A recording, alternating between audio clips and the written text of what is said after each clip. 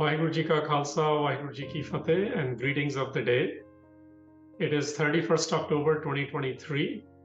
39 years ago, anti-Sikh violence started on this day in New Delhi and throughout India. This is Sikh Research Institute SikhCast on 1984 genocide, relentless pursuit of justice in Indian courts. I'm Harinder Singh, Senior Fellow and Innovation Director at SikhRI. I'm joined by Mr. Harvinder Singh Phoolka, who is a Senior Supreme Court of India advocate, widely recognized for his exceptional work as human rights activist, child rights advocate, social activist, and legislator. He champions many Sikh and Panjab causes as well. Before we begin our conversation, let us refresh our memory on what is already established by journalists, authors, and courts. In order to do that, this is so we can share the top direct quotes for level setting for this conversation with Mr. Phoolka before I engage with him. So the number one quote is that for the first time, I understood the words like pogrom, Holocaust, and genocide really meant. This was Khushwant Singh's quote. Number two, Delhi violence was well planned and well organized. Economic and Political Weekly wrote that. Number three, the attacks on the members of the Sikh community in Delhi were the outcome of a well-organized plan marked by acts of both deliberate commission and omission by important politicians of the Congress and by authorities in the administration. This was written by Who Are the Guilty, one of the first books. Fourth, it was also felt that the Delhi police was not only negligent in protecting the Sikhs and their properties, but probably connived at or instigated such attacks. This was recorded by Justice Nanavati Commission of Inquiry. Number five, identification of Sikh shops and houses was done in a systematic way by first persons moving in scooters, in matadors, or even on foot as if making a survey of the place. Second, checking up names and addresses of Sikh students from school registers. Third, with the help of ration cards and voters lists. And fourth, by marking Sikh houses, documented by Citizens for Democracy. Number six, the initial knee-jerk response had given way to what appeared to be a more systematic and organized outbreak of bloodletting. Sikhs were stabbed, burned, and butchered to death. BBC concluded that. Number seven, the Prime Minister's assassination was seized upon as an opportune psychological pretext to those bent on exploiting the tension for political and material gains, to trigger off a massive, deliberate, planned onslaught on the life, property, and honor of comparatively small but easily identifiable minority community. This is a statement of former Chief Justice of India, S.M. Sikri. Number eight, two lessons can be drawn from the experiences of the Delhi riots. I know, for the asterisk riots, we'll talk about this a little later. One is about the extent of criminalization of our politics, and the other about the utter unreliability of our police force in critical situation. This was recorded by Justice V.M. Tarkunde in the report to the nation, Truth About Delhi Violence. And number nine is the criminals responsible for mass crimes have enjoyed political patronage and managed to evade prosecution and punishment. Bringing such criminals to justice poses a serious challenge to our legal system. As these appeals themselves demonstrate, decades pass by before they can be made answerable. This calls for strengthening the legal system. Neither crimes against humanity nor genocide is part of our domestic law of crime. This loophole needs to be addressed urgently. This was recorded by Justices Muralidhar and Goel in Delhi High Court verdict on Sajjan Kumar in 2016. Phoolka ji, it's been 39 years. Systematic and widespread targeted violence throughout India, throughout Punjab, in what we now call Inspora. Let's hone in on Delhi. I first met you in Delhi in November 1996 after reading an Outlook magazine recognized the 50 persons who made a difference in society in October of 96. But now it is 2023. 3 commissions later, 8 committees later, and 2 special investigation teams later, we are in November 2023 now. Before I begin my question, I wanted to set this up and welcome you now. Thank you for making time to join us in this important conversation. Thank you for giving me this opportunity, and my respect to all your viewers, please. Phoolka ji, justice has many forms, and today we are going to focus on the legal justice in the courts in India. How would you describe November 1984 for an international audience? Who planned it? Why was it done? And how was it implemented? You see, by now it is very clear, we have enough evidence to show that this was planned by Mrs. Gandhi herself. This was the genocide of the Sikhs. You see, now we call it a genocide. In 1984, genocide word was not so common. Even the UNO had adopted this convention of genocide after that. At that time, it was called Holocaust, it was called massacre, and Justice S.M. SikhRI had given it a name of a carnage, that it was a carnage. Now, since the genocide world is international level accepted term, it was a genocide. It falls within the definition of genocide and satisfy all the requirements of genocide. This genocide was planned by Mrs. Gandhi during her lifetime. There is sufficient evidence to show, like you have mentioned, that it was pre-planned. It is not spontaneous. It is not at 31st October after the shooting of Mrs. Gandhi or after the killing of Mrs. Gandhi. This kind of a planning is not possible within a span of few hours. It's not possible. And now, the point is, when was it planned? It was planned many months before Mrs. Gandhi's death. Recently, a book has been published by a G.B.S. Sidhu, who was in the intelligence agency at that time. And he had clearly mentioned in that book that in the month of September, he mentioned to his director that there is a threat to Mrs. Gandhi. And his director turned out and said that if this happens, then there will be a large-scale killing of the Sikhs in Delhi. So that clearly shows that it was already planned by that time.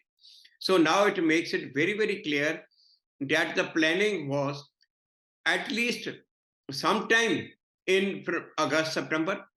Everything was kept ready. Now these list of the Sikh houses, they can't be made in few hours, because the Singh name is very common. Rajputs also use Singh name. Jats also use Singh name. Merely by writing the name Singh, like you mentioned from the school records, merely by taking out the list of the names of the students whose name is Singh, that is, there is no guarantee that that's a Sikh. But they had the precise list of Sikh houses. Like, if you recall, the ex-Prime Minister Manmohan Singh's daughter has written in the book that his house was in this Ashok Vihar area. The mob came to his house, and his son-in-law, who's a Hindu, he stood outside the house. He said, no, this house belongs to me. They say in the list that in our list, this house belongs to a Sikh. So there are many instances like it. Mr. K.K. Venugopal, the Attorney General, who is till last year, he was Attorney General of India. He has given his affidavit that he was a tenant in a house. That house, his landlord was a Sikh. So they came to attack his house. So he told them that I am living here. It's my goods. So they had the precise. So this cannot be done within hours. It was pre-planned, and this planning was done during the lifetime of Mrs. Gandhi, and it was only executed after her death. Well, thank you for sharing that. You are very clearly citing in your own experience and others that no Sikh was actually being spared, regardless of their statuses in the society, in the administration, in the government. Phoolka ji, as a lawyer, you have been part of the prosecution of cases in Delhi courts. I want to ask you, what did you expect to achieve from the get-go? You see, the point is, I started doing these cases from 1984 itself. In last week of November 84, I started going to the relief camps, and the first case I filed in the Delhi High Court of the orphan children was in December 1984. From 85 itself, when the Mishra Commissioner was appointed, I have been answering this question. That what do you expect? I say, my expectation is that the law of the land should be, in fact, enforced. As per the law, the guilty should be punished, and the victim are entitled to get justice. They should be given justice. And when I was asked that, do you have hope? I said, I don't know. As a lawyer, my duty is to pursue my case. What the result of it, either the judge knows or the God knows. So with this motto, we have been fighting this case. It's been taken long. Now, recently, one judge, only retired judge, he asked me, he said, what will happen? So much time has passed. I said, few years back, say 5 years back, 6 years back, who could say that after 34 years, one powerful member of parliament would be punished and he's in jail? Some people have this impression that Sajjan Kumar is released. No, he's still in jail. This was the second case against him in which he is acquitted. But in the main case, Delhi Kent case, he is still in jail since last 5 years. One MLA has been punished.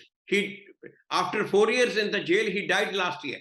One councillor, he has been punished. It's been 10 years that he is in jail.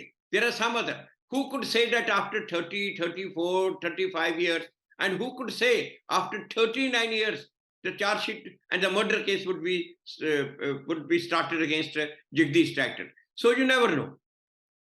When I believe in it, keep on trying. Whatever is the result, it's in the hand of God. So my duty is to keep trying. And you've been very consistent on that, and you have been, that's why I'm calling this for 39 years. In fact, he just said, let me do a question. I'll bring in even the recent conversation which is happening in New Delhi on this. India's Home Minister Amit Shah addressed a meeting conducted by Delhi Sikh Gurdwara Management Committee. He said that community has found justice over the 1984 anti-Sikh genocide only after 2014, when BJP came to power. Now, overall, there have been 650 cases were filed with the Delhi police. In February of 2015, a new special investigating team was constituted, which recommended the closure of 241 cases.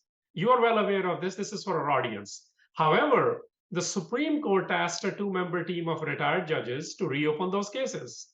Contradicting Shah's assertion that justice was delivered only after the BJP came to power, the BJP's own Minister of State for Home, Haribhai Pratibhai Chaudhary, stated in Rajya Sabha that 440 people have been convicted until date, and a compensation of worth equivalent to $9 million US has been distributed to families of victims. That's today's value. So my question is that under the BJP's rule in 2018, the courts upheld convictions of 70 out of 89 people involved in the genocide, but barring one high-profile leader, Sajjan Kumar, as you mentioned, no senior leader or mastermind of the genocide has been convicted. Some of these leaders are now dead from natural causes. The genocide is clearly summed up with the justice delayed is justice denied. No political party should be able to score brownie points over it. The speech was BJP's outreach to Sikhs, where the intent was not justice, but to please community. In this context, where this has been brought up politically, what has been achieved? How many number of convictions have already been done, and how many are pending, personally pursuing? You see now, among the leaders, I'm not talking about the general masses who participated. Among the leaders, there were only 7, 8 who are alive now. Men like the Sajjan Kumar, he is convicted in 2018. He is in jail. Like this MLA Mehndra Yadav, he was convicted only for 3 years in 2013. That was during the Congress time. But now, in 2018, he was awarded life imprisonment. He died in jail after 4 years. The other is Balwant Khokar, the councillor he got life imprisonment. He was given life imprisonment in 2013, while it was the Congress rule. Now, other leaders are concerned. Against Jagdish Titler, there 3 times the closure reports were filed by the CBI, and the last closure report was filed in 2015 when it was the Congress rule. Oh, sorry, it was the BJP rule. And all 3 times we got these closure reports rejected from the courts. Now, after 39 years, recently, a few months back, the charge sheet had been filed against Jagdish Titler by the CBI. The other leader who remains is now the Kamal Nath. Against Kamal Nath, allegations are that he was leading the mob which attacked Gurudwara Rakabganj Sahib. Gurudwara Rakabganj Sahib is right next. It shares the wall with the Parliament House, right next to Parliament House. And it is a Gurudwara of Guru Tegh Bahadur Sahib. Kamal Nath was leading the mob. Gurudwara was set on fire and 2 Sikhs were burnt alive over there. And we have independent witnesses to depose against Kamal Nath. Sanjay Suri, who was that time working in Indian Express, now he's working with CNN and posted in London. He came all the way from London to give his evidence that he's seen the Kamal Nath. But even the murder case against Kamal Nath is not even started yet. So this is the position as far as the leaders are concerned. Well, thank you for sharing that with our audience and to put it on the record, the leaders versus the non-leaders, the people who are in charge of these. I'm going to continue with this thread because we're trying to understand what has happened till date. And the question of compensation keeps coming up. It was brought up again in last couple of weeks when the National Commission for Minorities held a virtual meeting. I think it was with the chief secretaries, home secretaries, and the minority department secretaries of Delhi, Jammu and Kashmir, and 8 states on action taken by them for granting compensation to 1984 Sikh victims. Now, I know compensation, there are people who say it shouldn't happen. There are people who say it should happen. We're not going to get into that. I'm interested in the compensations and its mechanisms and what's being pursued. So NCM chairman, Sardar Iqbal Singh Lalpura, and the members, Sayyid Shahzadi and Rinchen Ramo and commission officials held this meeting. And in this meeting, the commission requested that the 10 states and union territories to furnish updated status and additional information on compliance of the Ministry of Home Affairs orders between, I think one was in 2016 and one in 2014 for granting compensation and relief to the victims. Now, I want to ask you, what is the real compensation story before it gets bogged down into the political games? In 1985, the Rajiv Gandhi government had declared the compensation for each person killed 10,000 rupees. Mm-hmm. And for the house which is partly damaged, 5,000 rupees. The house which is totally damaged means the roof has fallen, 10,000 rupees. And for the injuries, 2,000 rupees. So then in 1986, after Mishra Commission recommendation, the death compensation was enhanced from 10,000 to additional 10,000. So 20,000 for death. So now 20,000 is such a meager amount which was given at that time. Everything is lost and the earning member is lost and just 20,000. Then the Delhi High Court. We fought in the Delhi High Court in 1996. Justice Anil Dev Singh gave the judgment that 3.5 lakh compensation should be given. 20,000 is already paid. 3,30,000 should be paid. Now that was paid only in Delhi. Some other states paid it, but most of the states didn't pay it. Then, after the Nanavati Commission in 2006, 3,50,000 compensation. The Manmohan Singh government, the Congress government, declared for killing. Then, in between, Justice Geeta Mittal judgment. This was 2001. Justice Geeta Mittal judgment, Manjeet Anand case, that compensation for injuries, which was paid 2,000, that should be paid 1,25,000. So that was also in Delhi alone. So during this Manmohan Singh's government, 2006, after Nanavati Commission's report, the 3.5 lakh for the killing was paid, and 1.25 lakh for the injuries. So then after that, in 2018, the then Home Minister in this the present BJP government, Rajnath, first he said this 1984 was a genocide. That is the first time a senior government functionary endorsed and recognized it as a genocide. Thereafter, the Delhi High Court in its judgment also said it's a genocide. Now it's very clear that it was a genocide. Now he declared 5 lakh rupees compensation for the killing throughout India. So this in Delhi, 5 lakh additional was given, and all over in other states where the 3.5 lakh was given, there the compensation of 5 lakh additional compensation was given. Now the Minority Commission, which is asking that those states in which this 5 lakh compensation has not been disbursed, is asking about the figures from those states, because this amount is to be paid by the central government, but to be disbursed by the state governments. Well, thank you for sharing that. Obviously, you've been pursuing this and you're living and breathing the numbers and the names and the different administrations, regardless of which political party they came from, and how this has been growing and how it started out at a meager, almost joking amount of 10,000 rupees to now almost going to 5 lakh 12, plus. 12 lakh in Delhi, 12 lakh in Delhi, and now in other states, 8.5 lakh in other states. Thank you. Thank you for pursuing that and sharing that with us. I mean, there is no value to life, but the families and survivors in their conditions, at least some level of, this is part of justice. Justice has many elements, and compensations are part of it, and it's globally treated. Even in America, they've been talking about from the slavery days and the Civil War days how it can be done. And there's so many conversations happening on this front. Phoolka ji, I want to ask you that who has helped along this way? Which individuals, which political party, who has also blocked this? You've been at it for 39 years. So please share with us, Sikhs, non-Sikhs, individuals, politicians, helping, who has been allied, suit, and others. You see, I don't want to give my opinion, but I want to give you the facts. The facts is that when this happened, when this genocide started on 1st of November, there was many social activists, non-Sikh activists who tried to stop it. When they couldn't stop it, on 2nd November, a peace march was taken out. Chandrasekhar led that peace march, and there were various journalists and professors, they joined him in that peace march.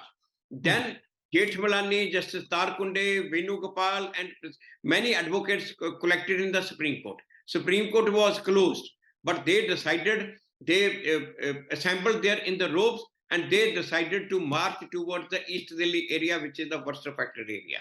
So in the robes, the Supreme Court senior advocates went in East Delhi to somehow to try and attempt to stop this violence. Then after that, the first report which came is of PGCL and PGDR.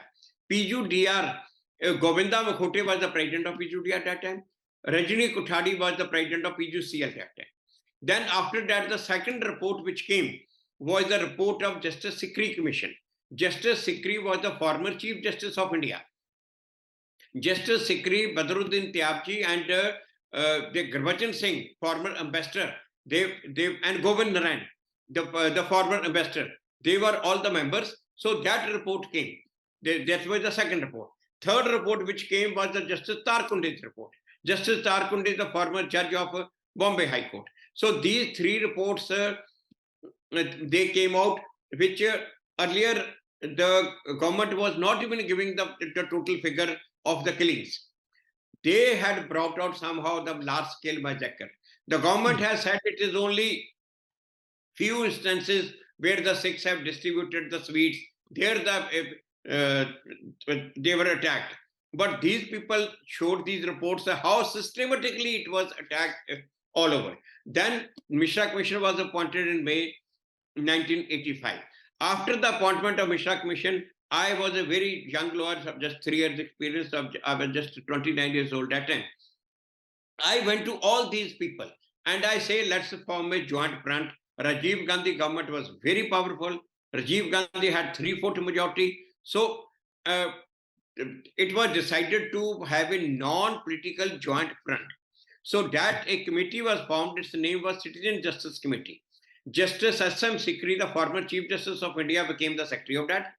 Justice Tarkunde, Govinda Mukhoti, PUDR, PUCL President Rajni Kothari, then Soli Sarabji, who became the Attorney General of India later on 2 times, Justice Nrula, General Roda, Khushwant Singh, and they all became the members. And I was made the member secretary of this body, and this mission. Then this body was primarily to present the case of the victims before Mishra Commission. So after that, the main thing now, if you are asking me, then these cases,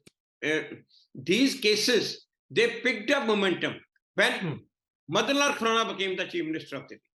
Madanlal Khurana again formed a committee, and he said, because the guilty have not been punished, so he formed another one more committee. I was the member of that committee also. So that committee also recommended.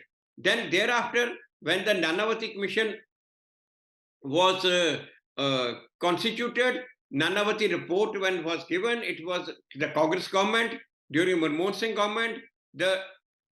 Initially the government rejected all the recommendations. Nanavati recommended to start the criminal cases against Jagdish Taital and Sajjan Kumar.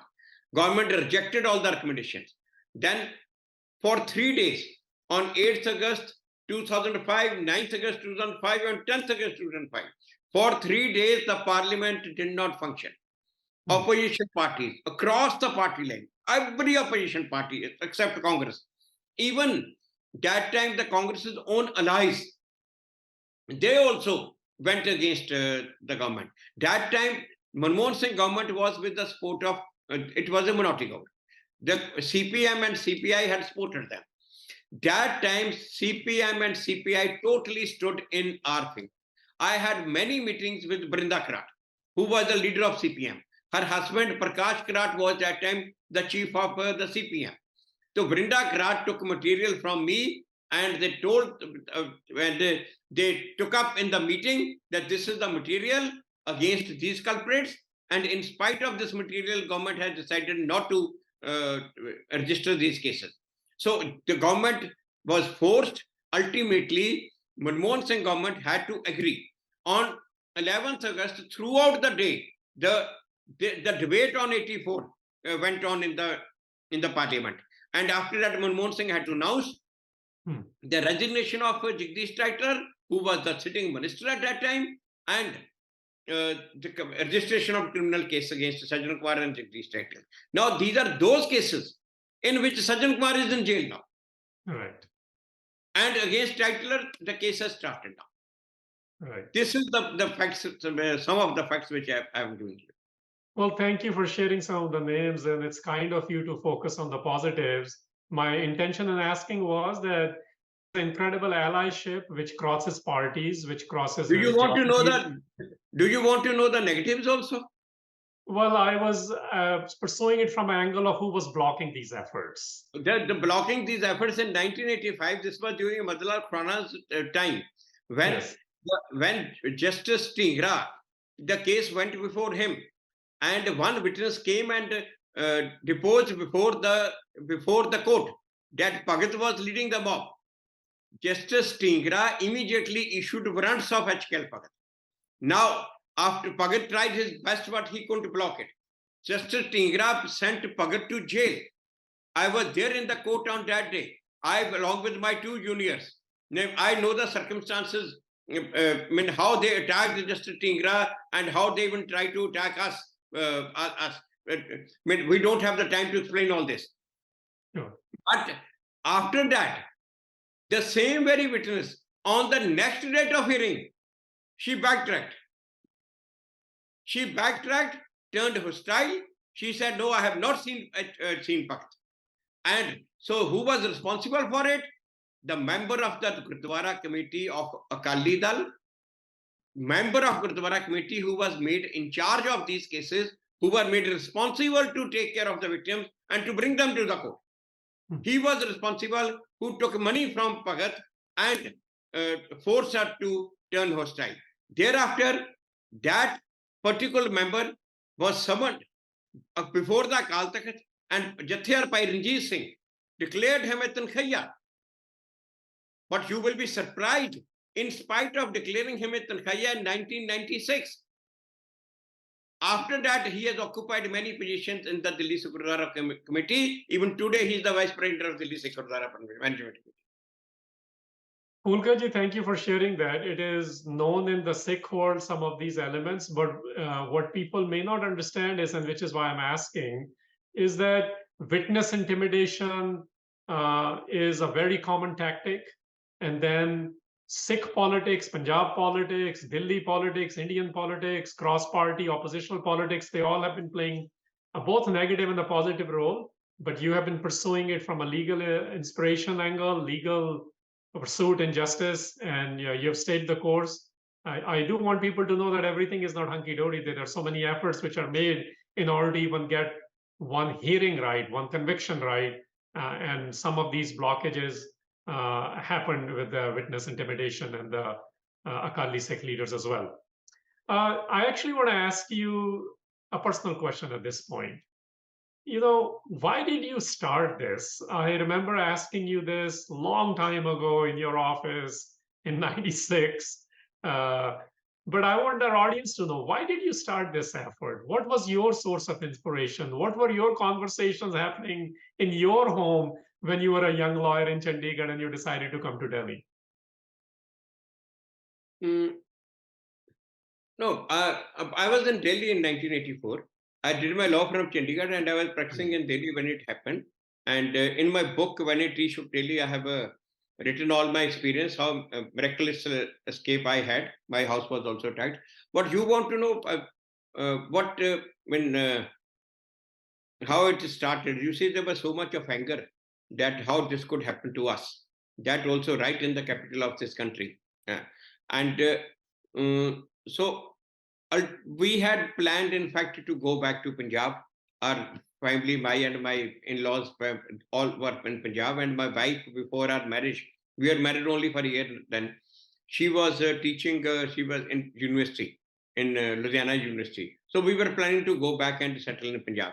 This was around 20th of November that we came back to Delhi to pick up our luggage. And the next day, on 21st or 22nd, I was in the court when I was told that some lawyers are needed in the relief camps. So I went to the relief camp. So I saw the plight of the victims over there. And the relief camps was looked after by members of Nagrika Ekta Manch. They were the group of professors and journalists who were taking care of the relief camps. And so they told me that we desperately need the lawyers and please keep on coming here.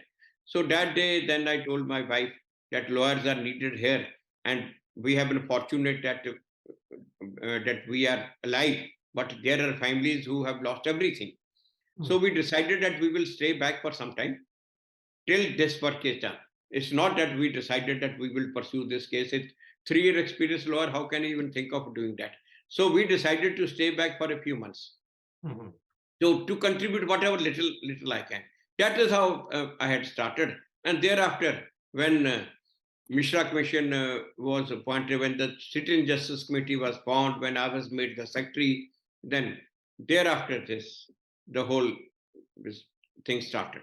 Well, this is important for our audience to know because, many a time we don't know, like in your case, that this will be a lifelong pursuit. I tell you, I have narrated this to many times in the colleges and to the students.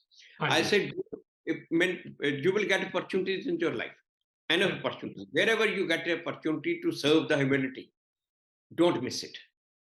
Whatever little you may, don't find a big opportunity. Whatever little you are getting, you should not miss it. You should do it. Like I had gone to do my little bit of it. I had gone to hand over a book to the seniors who were arguing this matter. At that time I didn't know that one day I'll be standing over here and I'll be arguing and I'll be the main person. I had absolutely no idea. So if you have faith in the Akal Purkh and Vaheguru, whatever what opportunity you are doing, don't miss it. Don't try to find the big opportunities, even small. If the God has to take some big work from you, he will himself make the path. Well, so this is I started doing small, and this is what my experience. And then another my experience is that if you are doing it, you should feel that you are doing it for him, not for any individual, not for the panth, not for the kaum. There is he who's much above the panth, much above the kaum. You are doing it for him. Then expect reward from him. Do not expect from anybody. Do not expect from panth. Do not expect from kaum. And my experience is, ਜਦੋਂ ਦਿੰਦਾ ਨਾ ਛੱਪੜ ਪਾਰ ਕੇ ਦਿੰਦਾ. He has given me enough. He has given me enough. Enough, much more than what I deserve. Anji, what most people don't know is that you have been pursuing 1984 cases as pro bono. Your actual work is in the human rights and the children activism and other laws. Harinder ji, like I told you, जिसਨੂੰ पता होना चाहिए ਉਹਨੂੰ ਪਤਾ. ਹਾਂਜੀ. ਜੇ ਮੈਂ ਲੋਕਾਂ ਵਾਸਤੇ ਕਰ ਰਿਹਾ ਜਾਂ ਕਿਸੇ ਵਾਸਤੇ ਤਾਂ ਉਹਨੂੰ ਜਾ ਕੇ ਦੱਸਾਂ, ਨਹੀਂ ਤਾਂ ਜਿਹਦੇ ਵਾਸਤੇ ਕਰ ਰਿਹਾ ਉਹਨੂੰ ਪਤਾ. ਮੈਂ ਤਾਂ ਕਿ ਦੱਸਿਆ ਵੀ ਨਹੀਂ. The first time this thing came out, I am doing pro bono, when Sukhbir Badal said I have charged heavy fees. It's at that time that I had to say that show me a check of a single rupee. What to talk of the lakhs? That time I recall that was after 30 years of my doing this. Why should I keep on going telling the people about it? So, Phoolka ji, just for our audience, some of them may not understand Panjabi, but our sentiments come out in Panjabi. I fully understand it. What Mr. Phoolka is appreciating is that I'm doing this in the name of the divine. You know, this idea of, in Sikh conception of divinity, we talk about Akal Purkh, the IkOankar, or the one. So he's saying, I'm not doing it because of a particular things in the Sikh affairs or the Sikh political affairs, but I'm keeping the one in mind, and that inspiration is what's helping me get through some of these legal battles as well as the political battles, which becomes blockades in these. Phoolka ji, this is a good segue. Actually, I want to ask you a little bit of a different question. How do you understand this relationship between different avenues of responses and reconciliations related to 84? More specifically, what I mean to say, what is the importance of interviewing, archiving, and documenting in relationship to the legal pursuit of justice? How can we understand these things as a constellation of healing and justice to be pursued simultaneously? You see, first of all, these all documents and which documentation which was available. Fortunately, we got our hand on all the official records during the Nanavati Mission. This was 20 years back. And thanks to you and thanks to Ravinder and the Punjab Digital Library, that over 2 lakh pages which have been digitized, and that record is not available now anywhere, but it is available with Punjab Digital Library. Now, that at least it has been preserved.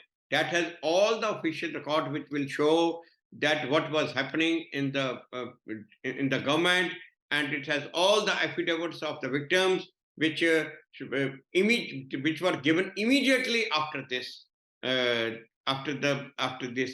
genocide.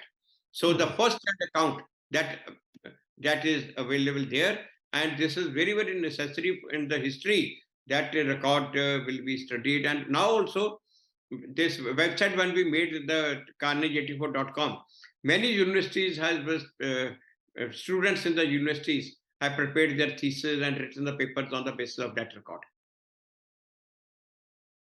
Well, thank you for sharing that. So this is part of the continuous process as well. As you're saying, they're not only just for the legal purposes, there are purposes for maintaining not evidence, and then eventually academic pursuits, documentaries, and other things which provides evidence for these and documentations. Phoolka ji, I want to shift our focus towards the end of our conversation now from here onward.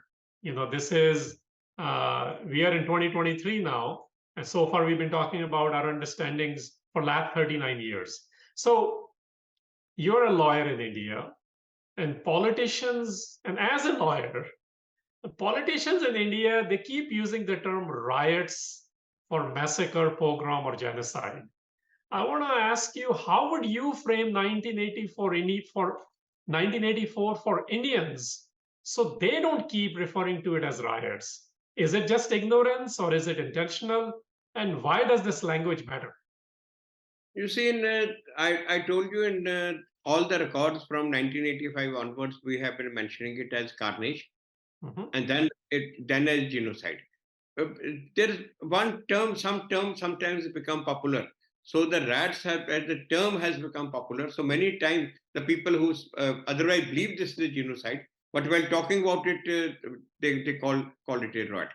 I think it is merely in the conversation calling it a riot, it don't lose the significance of genocide. We shouldn't have become too touchy of it.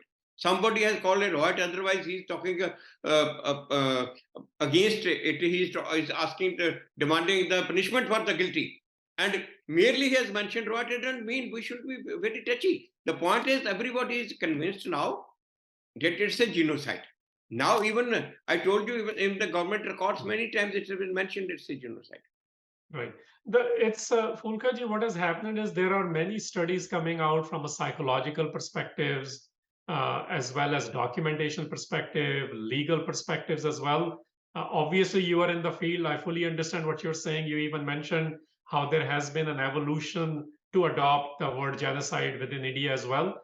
But anytime there is a conversation in 84, even currently in media, sometimes we can understand politicians and lawyers saying this because of the precedents within Indian systems. But when they're talking about in the current realities, the usage of the term riot, it seems to be not getting, especially by the media personalities and the TV talk show hosts or people who are writing editorials.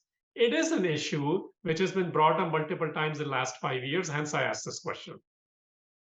You see, most of the time when you see, if today some TV is showing a program on this 84 genocide, so it is he is doing it for the purpose of highlighting the issue. He is doing it for the purpose of punishment to the guilty. I mean, today if somebody is doing it, he is doing a favor to us, I should say. But merely that he is mentioning it a riot, it doesn't mean that we just condemn it. We drop it.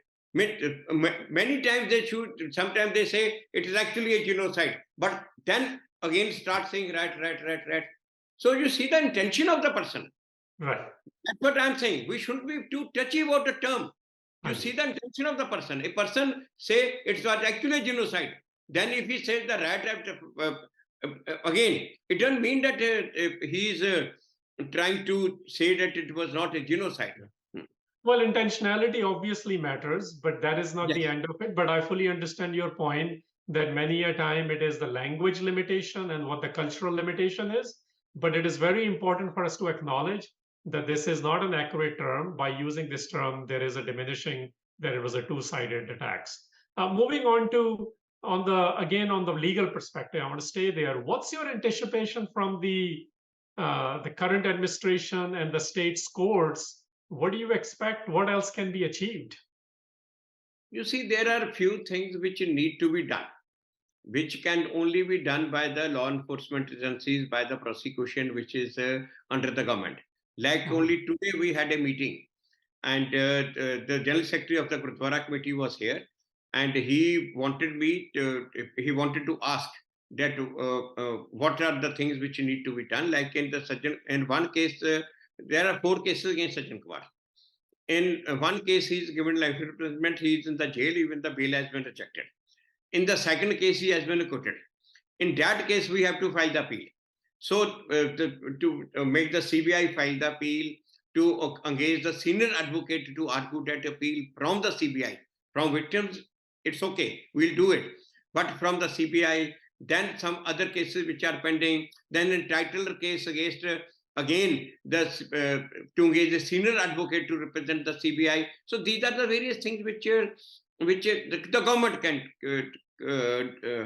only government can do. So we are pushing it through. When I am telling this, the Delhi Sugurdwara Management critics, and you have a good relation with the government, so please try to get it done. And this is what they had come here to understand today, that what all they can demand and what can they do. So that's from the administration perspective. What can you share from the court's perspective in your experiences also in future in terms of there have been conversations about obviously the criminality of the courts as well, or criminalization of those, and the Supreme Court of India and the courts in India in last 5 years have been talked about in many different contexts as well. What is your expectation from the courts in India now? You see, the point is this: now the courts have also realized.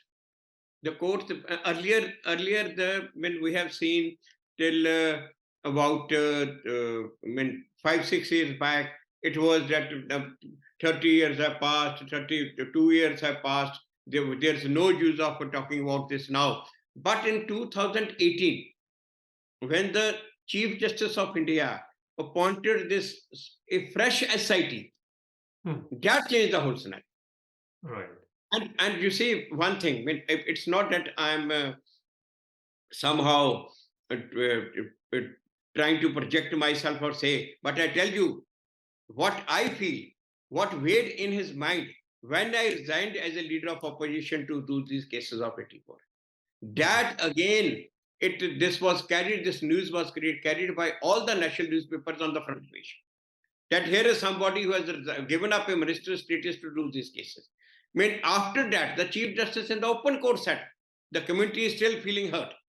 So it again brought the issue of justice of 1984 genocide, that into focus, into mainstream.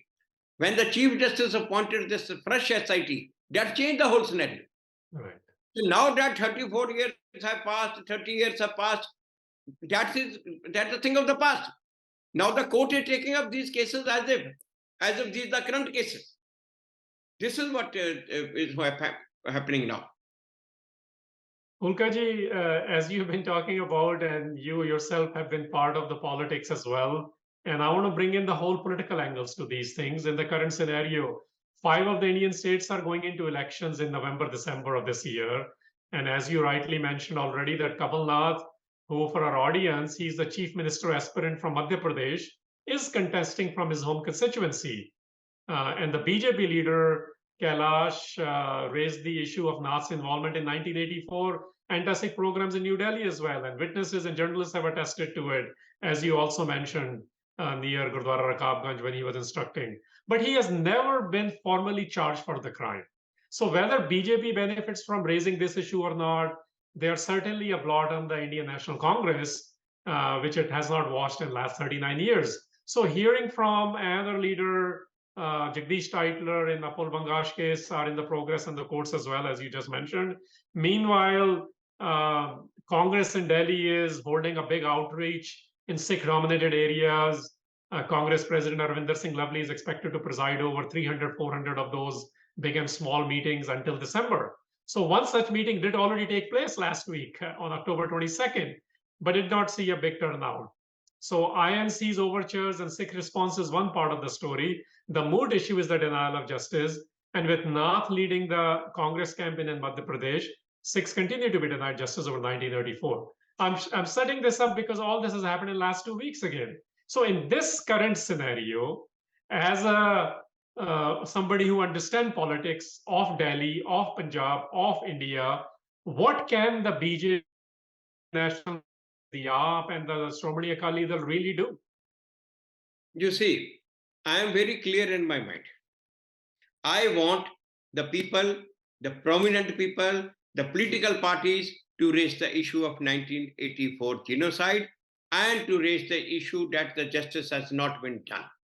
Now, whatever is the purpose, whatever the object, I am least concerned about it. They may say whatever may be their object, whatever may be the purpose. I want this issue to be raised and again, because justice has not been done. So as far as this is concerned, now whose loss and whose benefit is, I am not bothered about it. Right.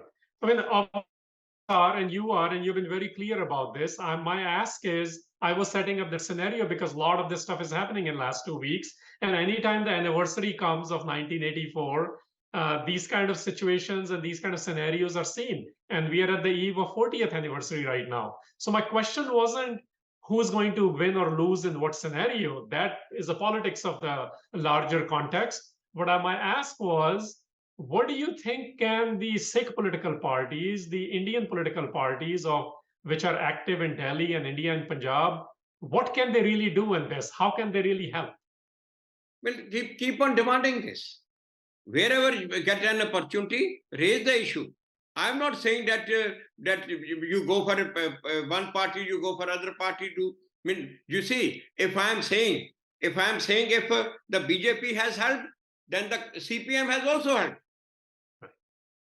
So this is what And so has the Congress, when you mentioned in certain cases, all the in compensation of the radius. So but that is right. So the point is, as far as I am concerned, you see, I feel that I'm so closely, in fact, connected with this issue. So whatever I say, it will have an impact on the issue. I am very clear in my mind. Now I tell you one thing. I feel it was my biggest mistake of joining politics. It was my biggest mistake. I was taking the help of all political parties, all non-Congress political parties, even the CPM, even the Lalu Prasad Yadav, Mulayam Singh Yadav, DMK, even this TDP, all. We were taking help of all of them. My joining by one political party, that had, in fact, had a negative impact on this campaign because I couldn't go to anybody else. But after leaving that politics, now again, I go to all political parties and I want them to raise it. And a political party will raise only if they find that they have to gain something. Let them gain. As well as the issue of 1984, justice to the victims, justice has not been done. Great injustice with the victims and the Sikhs, that has to be raised again and again. That is my purpose. Well, thank you for your reflection on this.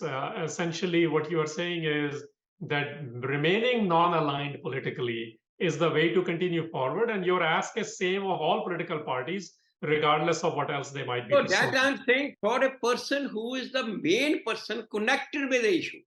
Right. If a person, it's 84, I'm connected. If somebody is connected with the issue which has the large scale impact and which needs the support of the various different kind of the parties and different kind of the groups, that person, it's necessary that he should remain non-political so that he can talk and take the support of everybody for that cause.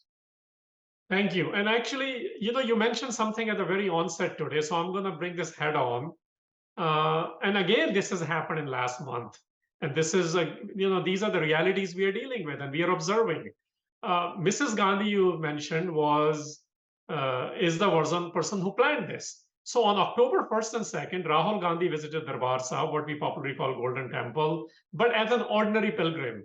On the first evening, he performed seva by offering water to devotees, and then he listened to some Shabad Kirtan, and then he took part in traditions of Palki seva. Next day, he sat with women and peeling vegetables and serving rotis everywhere. In the evening, he performed seva at Jodakar as well. But SGPC, it extended all the cooperation to Gandhi's visit as well, but did rake up the 1984 and his grandmother. And at that time, SGPC General Secretary said, there can be no repentance or healing touch until the questions are not answered. Fair enough.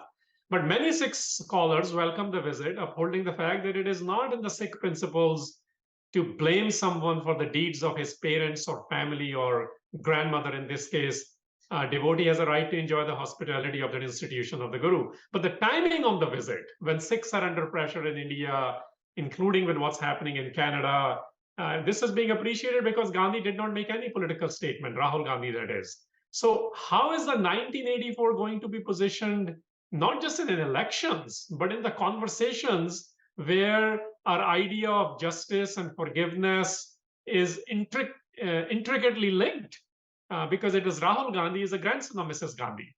How do you see this scenario? You see somebody going to Darbar Sahib, somebody been criticizing him for something I don't see this is proper. So I have not made any statement on that. And I have always said that I don't blame Rahul Gandhi for what his father or grandmother did, but I blame Rahul Gandhi today for giving the plum positions to Kamal Nath. But that does not mean if he's going to Darbar Sahib, we stop him, we start criticizing. And I really appreciate that the SGPC has facilitated the visit, and that's what their duty they should. And that's exactly, I think there is an element of somebody going as a person, and then somebody, if he is in charge of certain things, looking at the policy matters. And you have rightly brought up that point. Where are the things in the policy matters if there's a genuine reconciliation effort being made with the community? Phoolka ji, I am towards the tail end of it. And at the end, I want to ask you something as a Sikh. Now, I've been asking you as a lawyer, I've been asking you as a activist and a politician and pursuing all these things, but I do want to ask you as a Sikh, what is your ask from the fellow Sikhs, whether they live in Punjab, whether they live in what I keep calling Inspora now, which means Sikhs outside of Punjab, but in India, as well as in diaspora? What do they need to reflect on? You see, particularly the diaspora has always been a great support to this. And so I'm really grateful to everybody for that. And keep up the support like you have been doing in the past. That's all I would say. And moreover, I am very clear in my mind, whether somebody like it or somebody do not like it. I have to pursue it. I take it as my this life's mission, and I carry on with this. And those who support me, I really am grateful, thankful to them. And those who may not like it, please, this is your own opinion, your own views. Well, that's kind of you. This is also 40th anniversary is coming next year of 1984. What do you think should be the focus for the next decade? And how can the Sikhs contribute towards the 40th anniversary? You see, as far as I am concerned, we will keep on pursuing these cases. There are many cases still pending. My focus is only to pursue those cases. And I'm not telling the general Sikhs that you always talk about 84. Those who are assigned this job, those who are assigned something, some duty of that, they should do it. But otherwise, the whole community should progress. I have never criticized those Sikhs who vote for Congress. I've never criticized the Sikhs who are in the Congress. In the Panjab, the Sikhs who are in the Congress, I have been taking their support for the purpose of SGPC, to clean the SGPC, to take SGPC out of the political clutches. So as far as that is concerned, now the only thing is that 40th anniversary, the 39th anniversary or 40th anniversary, I do not know whether I'll be there to see 50th anniversary, I may be there to see the 60th anniversary, but we should not give up. Just because those culprits have been so powerful, they have been able to scuttle the justice, they have been able to now not give the justice till now. So we should just forget because of the passage of time. I don't believe in this.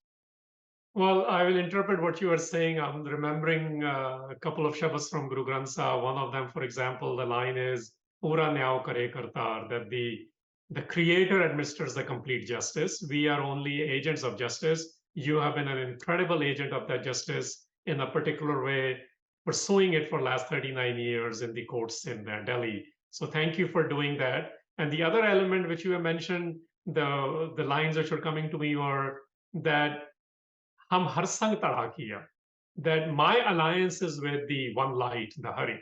So what you're essentially said is, and that's my interpretation of it, that make alliance with anyone who will help you go after the perpetrators of 1984 and bring them to justice. So where that alliance needs to be, we need to all pause, whether we live in Punjab or in India, in Delhi or in diaspora. Don't look at just the labels of the political parties and their officers. Look at who's helping you actually pursue that justice.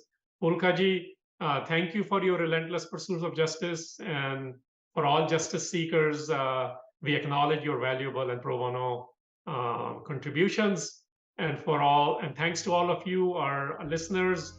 If you would like to know more of the story of Mrs. Phoolka, he co-wrote a book with Manoj Mitta on this, When the Tree Shook Delhi, and it's available to everyone. You can buy that and read up more on it. You can follow Mr. Phoolka on social media channels. He is actively pursuing it this week, today, as you heard, and he'll continue to pursue it. His goal is to go after the perpetrators of 1984. Gur Fateh and good day.